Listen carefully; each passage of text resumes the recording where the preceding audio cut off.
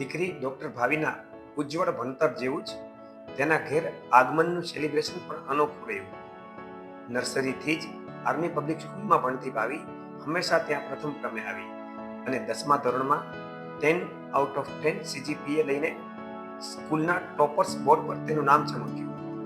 ગુજસેટમાં ઉત્તમ પરિણામ બાદ NHL મેડિકલ કોલેજમાં MBBS માટે એડમિશન અને ત્યારબાદ નીટ પીજીમાં રેકોર્ડ બ્રેક 536 માર્ક મેળવી વડોદરાની ગોત્રી મેડિકલ કોલેજમાં MD ડર્મેટોલોજી માટે પસંદગી અને 3 વર્ષની ત્યાં મહેનત બાદ બરોડાની સમગ્ર યુનિવર્સિટીમાં બીજું સ્થાન મેળવી તેણે અમારું માથું ગર્વથી ઊંચું કરી દીધું.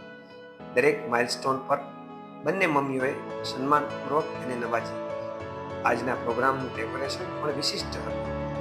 ઘરને સજાવ્યું હતું ભાવિના સ્કૂલ, કોલેજ, હોસ્પિટલના ફોટોગ્રાફ્સથી અને દરેક ડેકોરેશન મેડિકલ થીમ પર આધારિત હતું.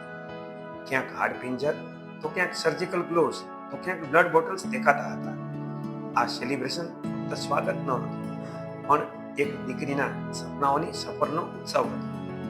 MD ડર્મેટોલોજી જેવી મોટી લડાઈ ક્યારેય એકલા જીતાતી નથી.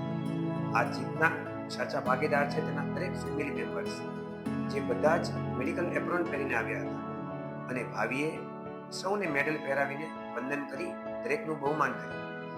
દરેક મેડલ પર લખાણ અનોખું હતું. કોઈને ડોક્ટર મોમ, તો કોઈને પ્રાઉડ મોમ.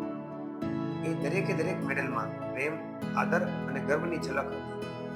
તો દીકરીનું તેના પરિવાર પ્રત્યેનું આભાર વ્યક્ત કરતું હૃદય હતું. આખા સેલિબ્રેશનની સેન્ટ્રલ થીમ મેડિકલ પર આધારિત હતી. તો લંચ પણ પાછળ કેમ રહી?